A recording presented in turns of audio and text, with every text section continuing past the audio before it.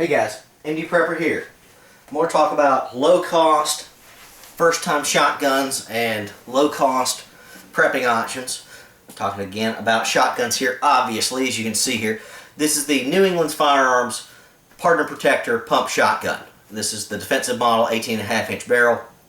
You can get these very reasonably at most of your big box stores, Academy Sports, Dick's Sporting Goods, etc. Around 180, 200 bucks. Maybe a little less if you wait around on sale. So these are comparable in price to the Mossberg Maverick 88. Overall, I'd have to say with most reviews I've read out there, most of the folks who've used them, they've loved this shotgun overall. Most of the time there's no complaints. It fires 2 3/4 or 3-inch Magnum shells. Most people have no problems with them, and generally I'd say you probably wouldn't. I've had some trouble with this one. If you've seen my other videos, I've had some complaints about this one. This was probably my most frustrating firearm. I'm not going to go into all the details on that right now. Check my older video. Again, would I recommend this to your average person? Probably. I would recommend the Mossberg Maverick 88 first. It's lighter weight. I think it has a better finish on it.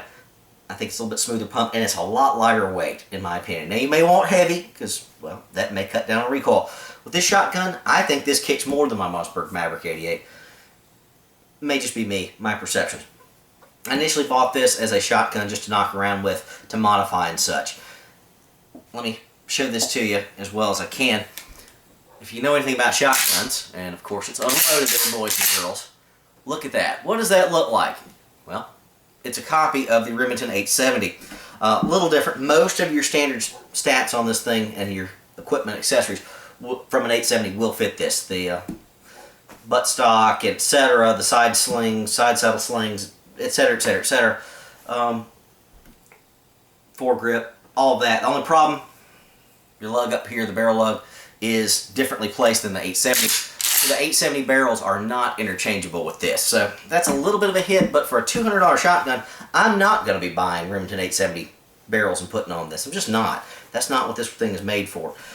Ergonomics are a little bit different than the 870. It's got a tang safety back here in the rear, and the release, which I think is a little worse, is up front.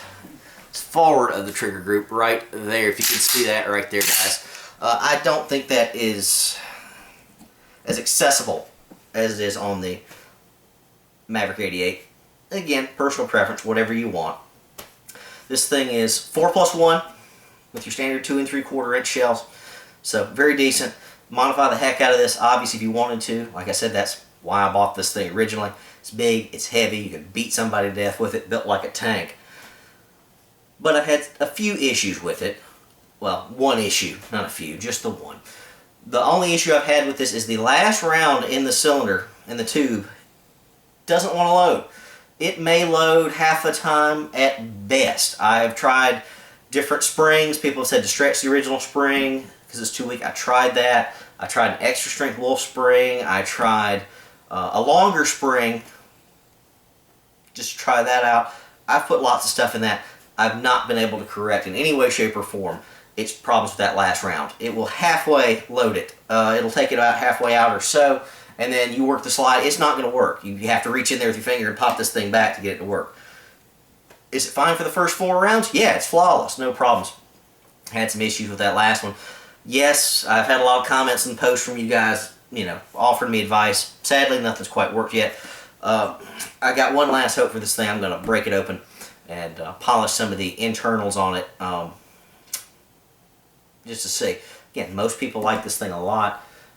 It's heavy. I knew it was heavy at the time. I just want to get it to play with. Use as a beat around, knock around shotgun. But haven't had the greatest success with that last round. I think that's a bit of a pain.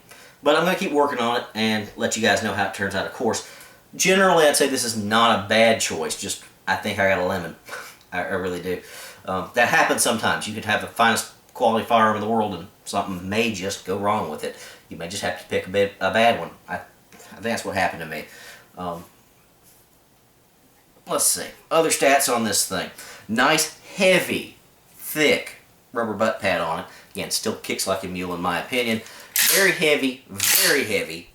I don't think I'd want to be carrying this around in the field as a bug-out weapon. Would if I had to, I'd probably prefer a lighter Mossberg 88 Maverick or something like that. The $200 price point is great for around the house, something like that. You can beat this thing up and you're not going to feel too bad about it. It's got a Parkerized finish on it, which is good for corrosion resistance. I know how much a lot of folks like their Parkerized finishes. It tends to scratch a little easier. It wears quicker and easier than most firearms, which is fine. That's what you're going to get from Parkerized. Again, this is a beater shotgun. I don't feel bad about it. It's got a fair amount of wear and tear on it just from basically sitting around. If you see it here, hopefully you can see all that. None of that's from heavy use. I've not taken this thing out in the field and bumped it up against anything. That's just putting it in my basic location where I keep the thing. So it's not going to look like new for long. But again, who cares for a $200 shotgun? And a lot of things you could do with this, modifying it, all that. There's a lot of 870 stuff out there, modifications if you wanted to. Like I said, I could not wholeheartedly recommend the shotgun personally, just because of my own issues here. Again, are you going to need all 5 rounds?